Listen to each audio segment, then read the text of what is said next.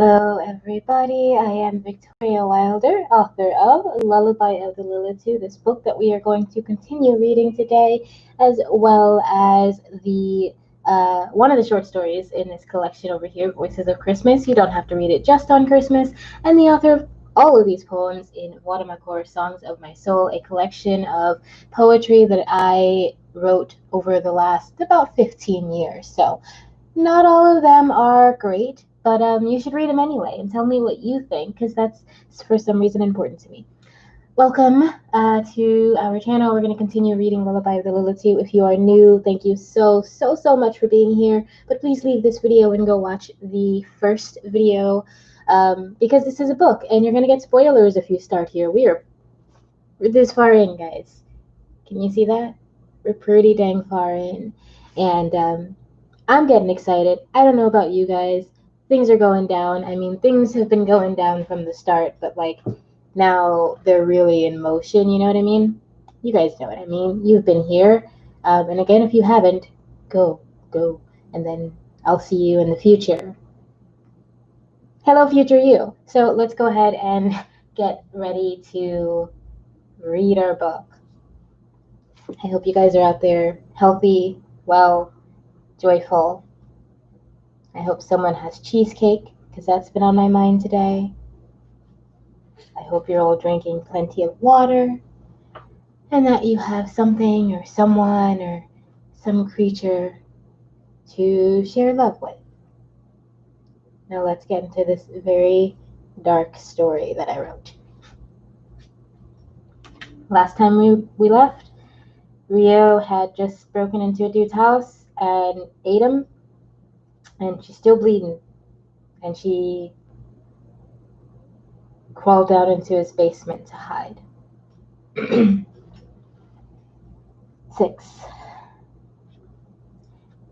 In the moments before the sun set, I pulled myself up the basement stairs.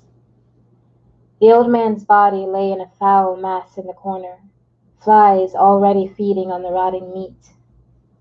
My body throbbed all over as I limped to the door, snatched the keys off the hook beside it, and lumbered out to the old red pickup in the nearby garage. This would have to do. I jammed the keys in the ignition and I swerved out of the dusty rest stop. With no apparent destination, I focused on keeping the car straight and tried to remember what I'd gleaned from watching our drivers. I drove east for hours. I didn't know how many had passed, but I drove on through the night until at last the truck came to a sputtering stop on the side of a quiet stretch of highway. Rail guards lined the road atop a steep hill descending into a thick forest. Trees surrounded me on either side. The road signs read in German, and I searched for any indication of where I might be. Cars passed by in intermittent spurts, and each time I waved for them to stop. Hours passed before a handsome young couple in a sleek convertible slowed and pulled up behind the truck. They both looked too young to afford such an expensive car. When they stepped out, I called out in my best German, "I'm lost. Where am I?" "C'est différent, au Luxembourg," the young man responded. Oh, well, manly. "Are we close to the French border?" I asked, switching to the more familiar language. "Oui," he said. The woman beside him stepped closer, and I pressed myself against the side of the truck, away from their glaring headlights. "Please don't come close. I'm ill." I held up my hand to slow her approach. "I just need gas." "Are you hurt?" She walked forward as though she hadn't heard me. I smelled her vanilla spice perfume, heard the heart beating in her chest. "Mademoiselle?" I clenched my teeth as my lips curled up. Saliva filled my mouth. The pumping in her veins thundered. Chills ran through me. I had not fed since the old man back at the rest stop, and this damned bullet wound refused to heal. The woman continued to approach and rounded the side of the truck. I leapt forward, no longer capable of containing the hunger that worsened with each passing hour. My strength all but depleted, I slipped and pulled her down in a clumsy topple. She screamed, pushing me away. I grabbed her ankle and bit into her calf, relishing the heat for a brief second before a sharp heel slammed into my temple. Pink, purple, blue lights flashed as all sound warped and melted into a warbling mass, a scream from far away and the screeching of tires, towers, and lightning. I stood and stumbled backwards over the highway railings. I found myself suspended in the air, and I wondered if I would shatter when I hit the ground. I didn't shatter. I crashed into the dirt and rolled head over feet downhill for what seemed to me too long for anyone to sensibly roll down a hill without at least attempting to right themselves. I didn't bother trying to stop my fall. Part of me hoped I truly would shatter.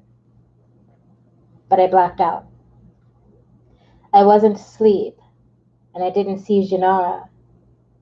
I fell into the purest unconscious I've ever known.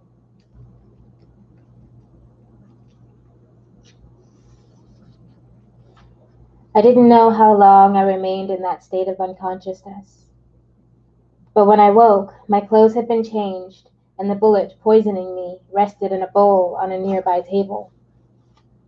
A young woman in a dark blue hooded robe sewed my wound shut, and as the needle sizzled with each pass-through, I realized she wasn't at all surprised by my inhuman nature, nor did she show any fear of me. "Where am I?" She responded without looking up from her work. "Diffidange, madame?" "Yes, but this room?" The door creaked open and an elderly woman entered. She leaned on a dark wooden cane with golden accents on either end. She smiled at the young woman. "Vivas, Pietra?" In perfect silence, the woman tending my wound laid her tools on the table and left. The older woman groaned as she sat in the hardwood chair beside me. "Welcome to the holy glen of our Lord Kai, most blessed one. You are safe here. You must be famished. We can feed you soon." I moved to sit up, but pain surged down my side and pinned me back to the bed. The old lady laid her hand on my chest. "Your body is still working out the silver poisoning." She reached down and I heard the sloshing of water. When her hand came up, she placed a hot towel on my forehead. I cherished the soothing heat. "Do you know what I am?" She nodded. "You are a god of the earth, a child of the great and venerable Lord Kai. It is my duty to tend to your will." Her stern smile reminded me of Rosalind's when she would chastise me in my early months. From the sound of it, this woman held just as much devotion for Cayenne as Rosalind, maybe more. She picked up the needle and continued the younger woman's work. "I am Mother Thorn, matron of this holy convent and exalted priestess of the Order of Kai. What is it that has brought you to such a state?" "How did you find me?" I asked, ignoring her question. "My lord, you found us. 2 days ago you arrived at our door just after sunrise, your body covered in blisters and boils. We couldn't even see your bullet wound past the boils until today." I tried to sit again, this time pushing through the pain that pulsated through my limbs. "This order of yours? You worship Lilitu?" "We worship the living god Kai. We serve his children." She said it as though to say I oughtn't ask such questions. I heard the thoughts running through her mind. Surely such a child of Kai would know these things, would she not? But how would I know? Lord Kai hasn't visited in nearly a century, if he exists. I've never even seen him.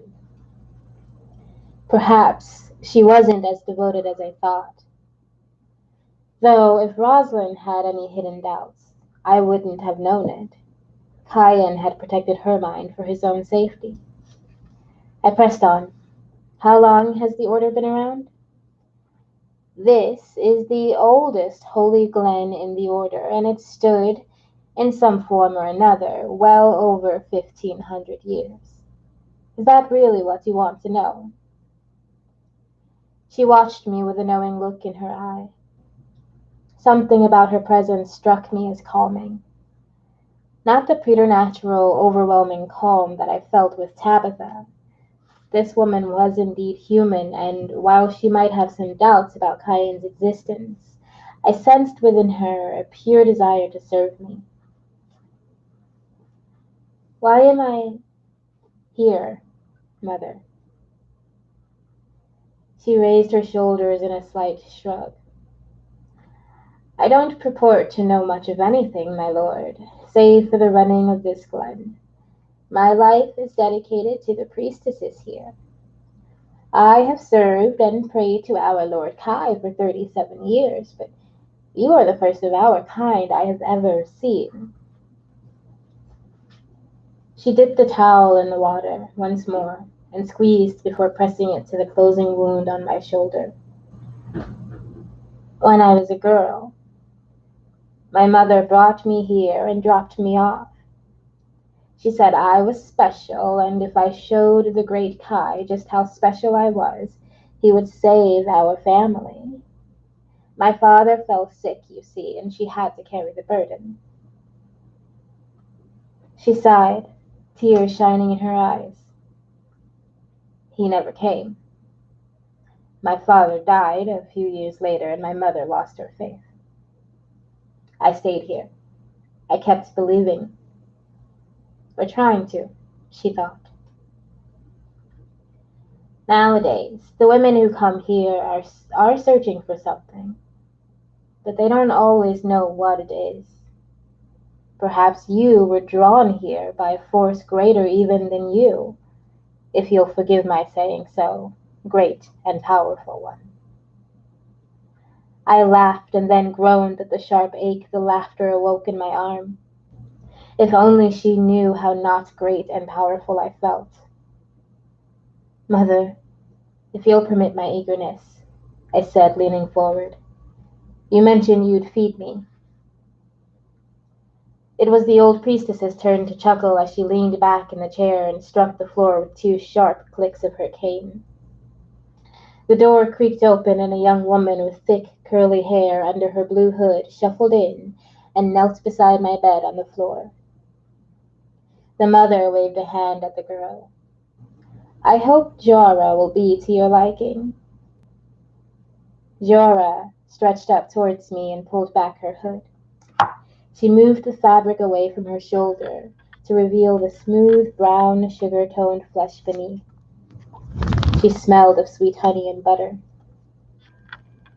Ever so gentle, she pulled herself on top of me, careful not to bother the shotgun wound, and presented her throat to me. Heat rose from her, and I pulled her close to drink my fill. After a few moments, the mother pried us apart and clicked her cane again for another priestess to come help the woozy Jara to her room. Her blood invigorated me. With the bullet out of my arm, no longer feeding silver to my bloodstream, the wound healed quicker. And with that taken care of, I needed to figure out my next move.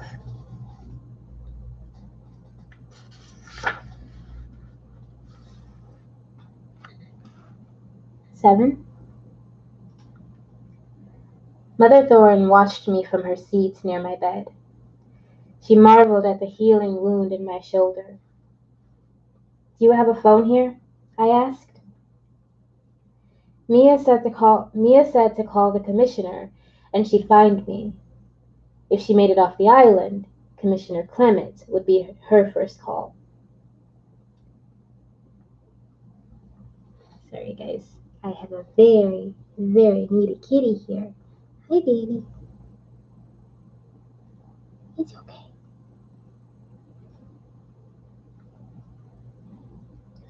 I closed my eyes. I didn't want to think of the possibility that none of them had made it off the island, which would mean I had nothing, and no one left. Mother Thorne shook her head. We haven't had a phone here in ages.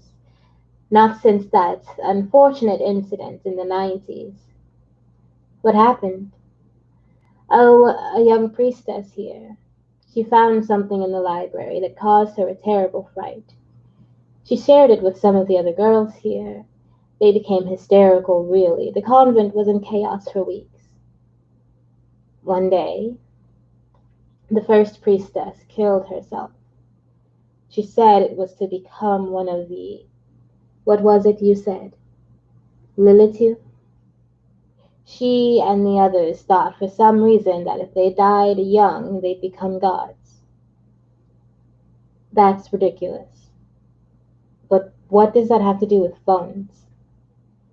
Well, after that, we tried to keep it quiet. It, it was a matter for the order, but some reporters got hold of one of our girls out on mission. The next thing we knew, we were getting calls nonstop from newspapers. The Catholic diocese, local law enforcement, that sort of thing. So we did the only thing we could. We banned the phones. I jumped to my feet. Well,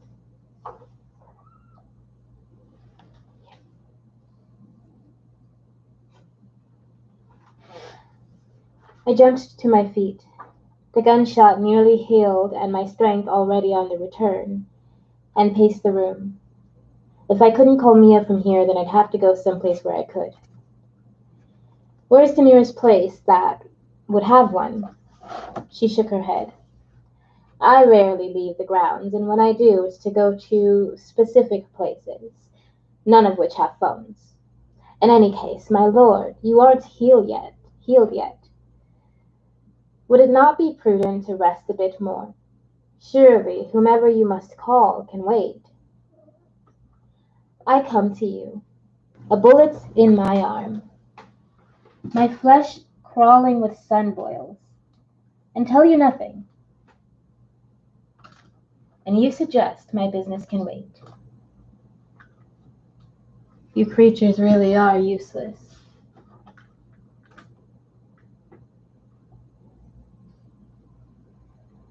I could see that my words stung.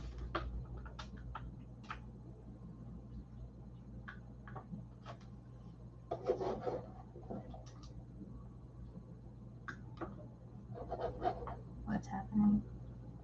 Sorry, if you can still hear me. One of my cats just did something to my monitor, and I don't know if I exist anymore, at least in the realm of YouTube live videos.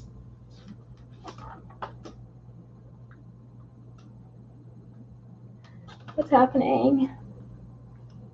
Are we still live? We're still live! Sweet.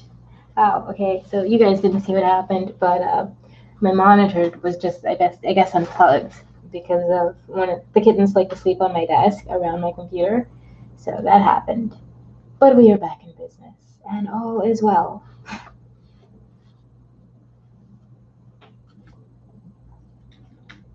I come to you, a bullet in my arm, my flesh crawling with sun boils, and tell you nothing, and you suggest my business can wait. You creatures really are useless. I could see that my words stung. Mother Thorne looked down at her hands, and I heard my own words echoing back in her thoughts. I'm sorry. I offered the most repentant smile manageable. She only wanted to help, after all. I assure you, Mother, if I could rest, I would. I would sleep for 100 years, but I have to get in contact with her. Forgive me, she said. I don't know where to find what you're looking for. I pressed the heels of my hands to my eyes, relishing in the smooth roundness nestled against my face. My muscles still ached, and I momentarily lost my balance before catching myself on the edge of the bed and lying back onto the firm mattress. I'll stay one more night.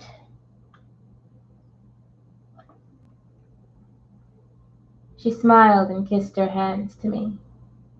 Glory to thee, goddess. You honor us. Now, if you'll permit me, I must depart to lead the ritual of the feast. She must have seen the question in my eyes because she followed with an immediate explanation. That's the order's name for our nightly dinner ritual. You are welcome to join us if you wish, of course. A grin spread across her face. She stood and walked to the door, her cane marking the time of her all-too-human gait.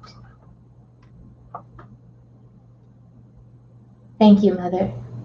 I nodded, leaning back in the bed. I'll consider it. The moment the door clicked shut behind her, I leapt to my feet. If my family survived Sephora's assault, I had to find a way back to them. I closed my eyes and listened. Someone stood just outside the door. A quick peek into her thoughts told me she waited in case I needed anything, including blood. I cracked the door enough to peek out. No one else waited in this dark hall. Girl. The woman who had tended my wounds, Pietra, turned and dropped to her knees in front of me, her mind open and calling out in praise. Should I pity her? I wanted to. She possessed the purity of faith that I had once held, that even Mother Thorne could no longer claim. Where's the library? If Cayenne owned this place, there could be something of use to me there. I could find a map and plan a route. I feel like I've said route 5 different ways. Plan a route, find the next town, and learn whether my loved ones had been sliced to shreds. The priestess led me through a minor labyrinth until we arrived at a nondescript door. Leave me. I'll find my way back. She bowed and disappeared down the hall. I turned the knob and entered a wide open room, lined from floor to ceiling with books and scrolls. Documents of all sorts stuck out of wooden cabinets and old crumbling paper envelopes. I weaved through the few tables placed throughout the room, checking their littered surfaces for anything resembling a map. When that proved fruitless, I moved on to the shelves. My strength replenished, I could speed again, and I zipped from shelf to shelf. I stopped to read the aged spines and inspect the loose documents and scrolls, pulling everything off the shelves in droves. Nothing. Bare bookshelves, millions of texts which now covered the floor, and not one map of the area. Evidence of Cayenne's isolating hand, even in his absence. I sat on the cool marble floor and milled through document after document for something, anything that would provide some guidance. Too bad speed only moved my body. I remained a slow reader. Despite my disappointment, the Holy Glens Library boasted an impressive collection of works. Greek papyri, original pieces of the Mahabharata, at least 100 different versions of the art of war. And then I saw it. In the commotion from Sephora's attack on Livesey, I forgot all about it. It was a thin lead on the answers I sought, and I faced other concerns at the time. But now the old codex lay in front of me, smaller than I had imagined, but in pristine condition. Careful script filled each page, and on those pages I found the words of hatred that humans had so long used for Lilitu. Monster, beast, demon. Of course Cayenne kept the journal here, hidden away where only his chosen lived. I flipped through the book's weathered pages. Just as Volandi said, each entry provided a first-hand look at our history from the perspective of this dead brotherhood. Most entries detailed brief encounters with wraiths and a few profound moments when one of our kind fed and allowed the victim to live. It seemed hours passed before I found something of interest. The little scribbles hid tucked away near the back of the journal. Year 1856, AD, London. The theatre at Covent Garden is down, along with the vile creatures living beneath it. The victory is short-lived, though, as we lost 2 more brothers last night. Our numbers are dwindling in spades. By God, but we are not hopeless. One of Jay's hidden knights has found a sharpened tool, forged of ancient bone, which we believe to be an enchanted dagger. Inscribed along the dagger's edge, we found the word Escarbad, and have thus dubbed it the Escarbad dagger.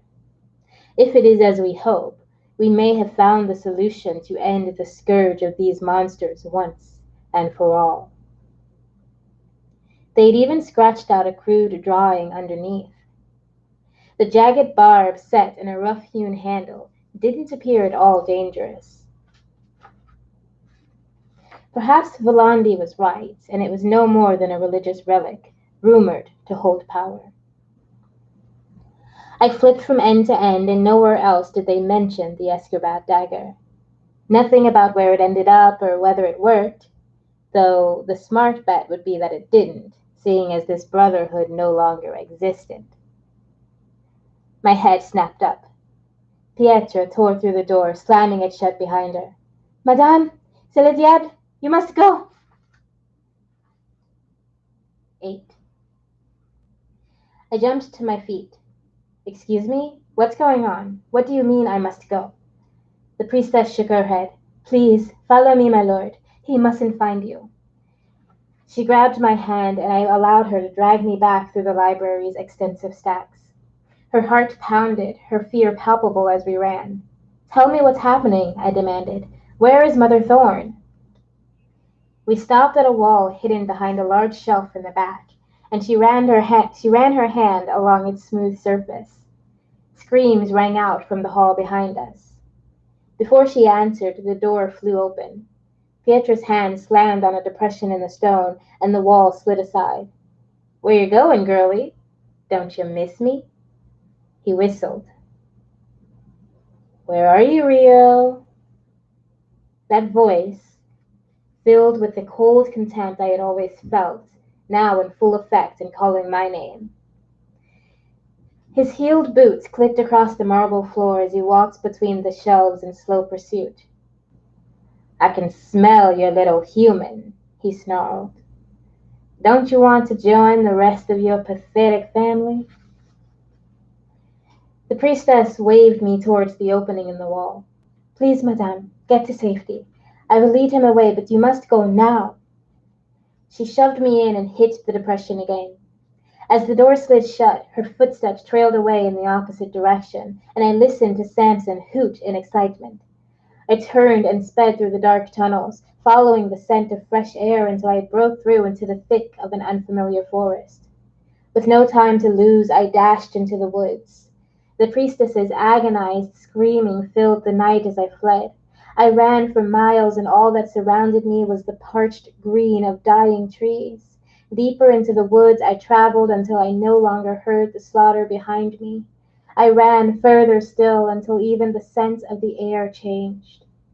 When far enough away to slow down, I found a tree with more leaves on it than the others, and rested atop to catch my breath. Samson hunted me somewhere out there, and he probably wasn't far behind. I knew he was an asshole, but we didn't deserve this betrayal. Cayenne didn't deserve this, not after taking Samson in and giving him a life as luxurious as any of us. The whistling sounded as soon as I settled onto the widest branch. An old tune. I surveyed the empty canopy, then dropped and crouched in the brush.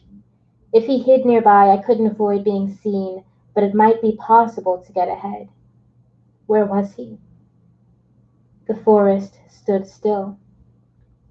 Neither bird nor insect made a sound, as though the creatures of this forest knew we roamed amongst them. Through the silence, the wheels of an old train clanged against the tracks traveling south. It wasn't more than a few miles away. if I could sprint towards it at just the right time. I lowered myself flat to the ground and scouted the area. Where could he be hiding? A bush trembled ahead. Samson was clever, but his hunting methods never changed.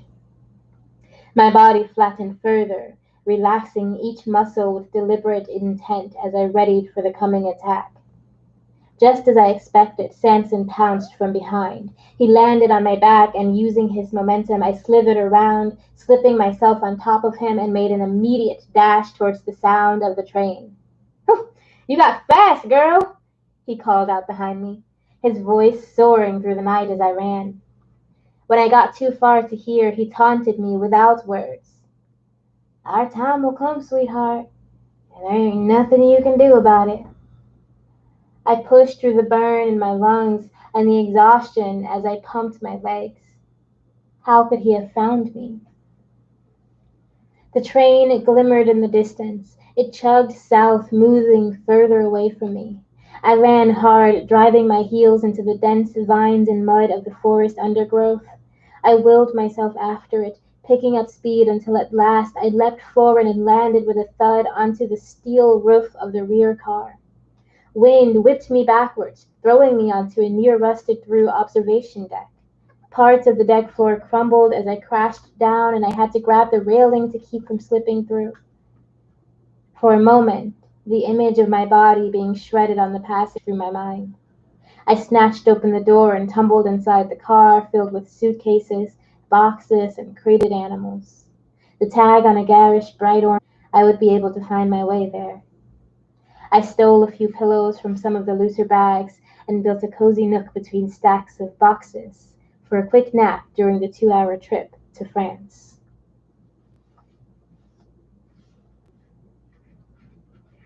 9. As soon as the train pulled into the station, I sped to the nearest hotel.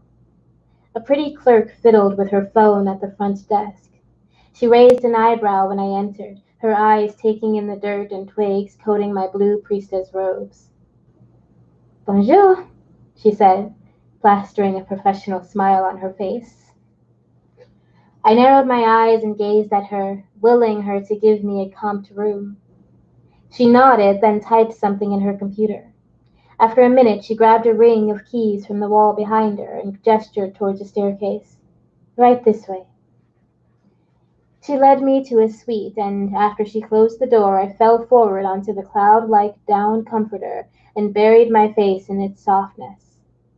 It seemed like years had passed since I knew such comfort. The faces of my loved ones danced across my swollen, warm eyelids. Yuri, Tabitha, Cayenne, Victor, and Mia. If Samson was in Luxembourg, did that mean he'd killed her? I rolled over and picked up the phone to dial the London Commissioner's personal number and leave a message in case my family came looking. A short time later, as I lay on the bed in front of the hotel's medium-sized TV, staring with blank indifference at some program with puppets and live people dancing under flashing lights, someone knocked at the door. 3 short, rapid beats. I didn't move. They knocked again. Could someone have gotten my message already? Even so, how would they have gotten here from Livesey so soon? Then again, who knew where my family went after the attack? The knocking came again. I sped to the door and peeped through the small view. Nothing, and the narrow viewing window provided little in the way of peripheral sight. Kikoni, a quiet voice whispered on the other side. A rush of relief came over me, and I yanked the door open, forgetting that I had locked it until the wooden frame splintered and chipped. Mia laughed as I threw my arms around her neck and dragged her into the room. You're alive, I sighed, and plopped onto the bed. Did you get my message? How did you get here so fast? She sat next to me and placed her hand on mine. One question at a time. You said Samson was after you. I thought I would die, but these priestesses took me in. He killed them. All of them, I think. Priestesses. She tilted her head. You said you were in Luxembourg. Where? Differdange, I said. They called themselves the Order of Kai. The color drained from her face and she nibbled on her bottom lip. Her body trembled like a volcano near eruption as tears fell in a silent drip from her chin. Mia? She looked away and swiped her hand across her nose. No one I knew is still alive anyway. Let him burn the place to ashes. She rose to her feet and paced the floor between the bed and television. I ran a hand through my tangled, matted hair. What are we going to do? She scoffed. Hell if I know. This isn't exactly something that happens on a regular basis. I mean, she's, and then he's, but you. Her head drooped and she fell back onto the bed beside me. I'm used to someone else having all the answers. I'm supposed to follow orders, but there's no protocol for having your family literally ripped apart. I wrapped my arms around her shoulders and she leaned into me. For a moment, the air left the room and I had no power over my own body as I stroked the cool skin peeking from her flounced sleeve. Rio. Mia whispered my name with a chuckle. She shivered and pulled herself closer to me. You chose such a strange name. I relished the weight of her head tucked into the curve of my neck and the scent of cherry from her favorite conditioner, the smoothness of her hand on mine. So much so that it seemed impossible to imagine ever leaving the protection of the dingy hotel walls surrounding us. We've got to end this, I mumbled into her hair. She looked at me and rolled her eyes, then laid back on the bed. And how do you propose we do that? We could try to find the Escobar dagger. She pushed up onto her elbows and smirked at me. That would be what, exactly? I explained what I had read in the journal before Samson attacked the Glen. There was even a picture, I concluded. She snapped to her feet and rifled through one bedside table, then the other, before returning with a small square pad of paper and a little golf pencil. She thrust them into my hands. Draw it. A slow smile spread across her face as I finished my sketch. I've seen this, she said as she snatched the drawing from me. She marched over to the window and pushed back the curtain. Call the garage, she instructed. Have them send us a day car. We've got to go home. It's a weird place. What do you mean? Don't be crazy. We can't go back there. I shook my head. Mia, the last place we need to go is Livesey. If we were smart, we'd get the hell out of Europe. We don't even know if the damn thing works. I stood in front of her and grabbed her hands. Let's go to Australia. Or California. Come on. You'd love the nightlife there. I've heard it's wild. She pulled away and scrunched her nose at me. And run again when Sephora comes after us? She won't, I said. She wanted to destroy Kyan's life, and she did that. What about Tabitha and Victor? You would leave them. What about Kyan? He's still alive with her. You saw what happened with Yuri. Why assume Tabitha and Victor fared any better? I did! She turned me by my shoulders and her eyes locked onto mine. They glowed, teal and bright, as she brought her palms to my face and pulled me into a kiss.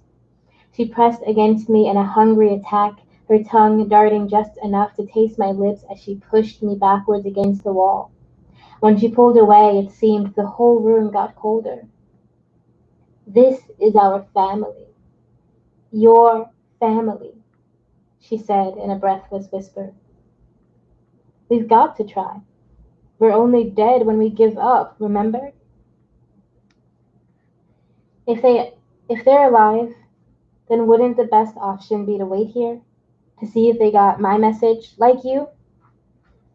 I laid my fingers on my lips, which still buzzed with the memory of her kiss, and called out for more. With a sudden craving, I slipped my arms around her and pulled her close, inhaling her cherry scent. Her form melded against mine as our hands explored the expanse of one another's body. We stumbled backwards and toppled onto the bed, our legs in an uncoordinated tangle, both refusing to separate. I slipped my hands between us to unfasten the gilded buttons in her blouse and explore the smooth mounds beneath, and she did the same. Her petal-soft lips peppered my face with kisses, and I returned them in kind, traveling from her face down to the curve of her neck. She cooed as I caressed her stomach, tracing the tattoos decorating it before dragging my fingers down to the top of her tight leather pants with light feathery touches. I snapped the button apart and slipped my hand under the lace between her legs, cupping her warmth. She pushed against me and wiggled on my hand so that I could feel her readiness. I withdrew my hand and, with her help, removed the leather and lace barriers. I traced the shape of her body with my lips from her neck down to her breast to the taut stomach and her heated thighs. The need to taste her overtook me, and I kissed her warmth, gently slipping my tongue inside, first in short, shallow dips. Then, as her excitement grew, so too did my fervor, until she arched up off the bed and moaned in aching, trembling pleasure. Her thighs clenched around my head so tight I was sure it would have killed a human, and then she fell back onto the bed panting. I laughed as a strange sort of pride rose within me. Mia gazed into my eyes. Fine, I'll do whatever you say. We'll wait if you want to wait. She spoke between heaving breaths. But if they haven't contacted us by tomorrow night, we have to go back, okay? I nodded and pressed my face to her neck. Tell me about Jolene, I whispered. She swallowed and kissed my forehead as she ran her hand up and down the length of my torso and talked about the person I had once been. We lay like that for hours as she talked. Why didn't you say anything? I sat up on my arm. When I first came here, you were so angry, and I ignored you. Why didn't you just tell me? Cayenne wouldn't have forgiven me. She looked away and swallowed, hiding the tears threatening to spill again. Heat rose to my cheeks. Don't you miss the days when no one had to forgive anyone, and we were just happy? She chuckled. I don't know what happy family you're thinking of, but it isn't ours. I watched the corners of her lips rise as she laughed. She hardly ever smiled before. In all these months, I hadn't realized how beautiful her smile would be. Hunger burned in me, and I pressed myself against her. She yielded as I plunged my teeth into the flesh of her collarbone, and she drank of me when I had finished.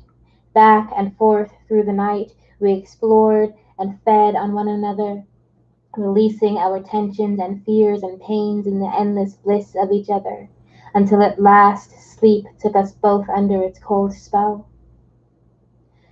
When we woke in each other's arms, we exchanged a brief smile before we noticed the phone with its message light blinking. Do you think it's Tab and Vic? Mia sat up, eyes wide. I picked up the phone and dialed the number to our message service. Tabitha's voice crackled through from the other end. The village is gone, my sister. Our manor is in ruins. I hope when Commissioner Clement gets this message to you, that you are somewhere safe and Sanson hasn't found you. Come home as soon as you can, Rio. Victor is in a dreadful state, and he won't be going anywhere for a while. We've gone into hiding. We don't know where Mia is. I can't sense either of you anywhere. Reach out to me when you've made it back to London, and I will find you. She paused as Victor called out something in the background before continuing. I love you, Rio. We love you. The phone beeped to indicate the call had ended and I placed it back on the cradle. Mia lounged on the bed, the blanket covered. Ooh, kitten.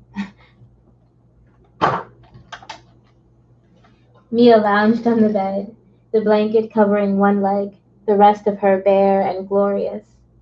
What did she say? I picked up our clothes from the floor, separated them, and handed hers over before dressing myself. Then I picked up the phone again to call a car. She arched her eyebrow as she pulled up her pants over her rounded hips. The memory of those hips in my arms warmed my stomach. I watched her dress and smiled. You ready to go home?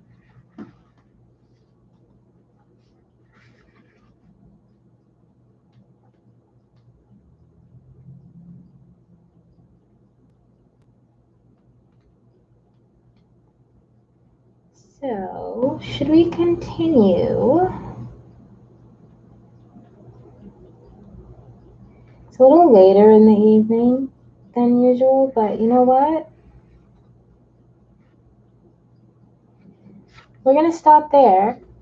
We're going to continue either tomorrow or Saturday. Let's see, tomorrow's Thursday. So, yeah, either tomorrow, Thursday, or Saturday. Almost definitely not Friday. So, yeah, we'll be pretty far along. I mean, we are pretty far along, pretty close to the ending of like the book in general, which is awesome. And that was a sex scene. I hope you enjoyed that. Thank you so much for being here.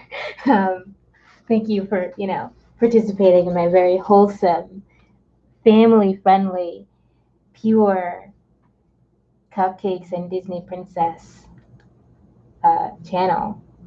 I appreciate it. I appreciate you.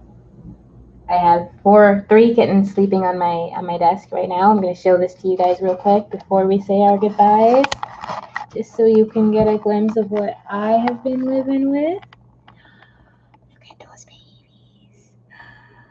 Oh, look at those babies. Whoa. Look at those babies. Look at those babies. All right, guys. Thank you so much for being here. I will see you soon. And eventually we'll get back to having our write-ins. But I figure the guys listening to this video and the people on my writing channel watching my writing videos probably aren't the same people. Maybe you are. I don't know. Let me know.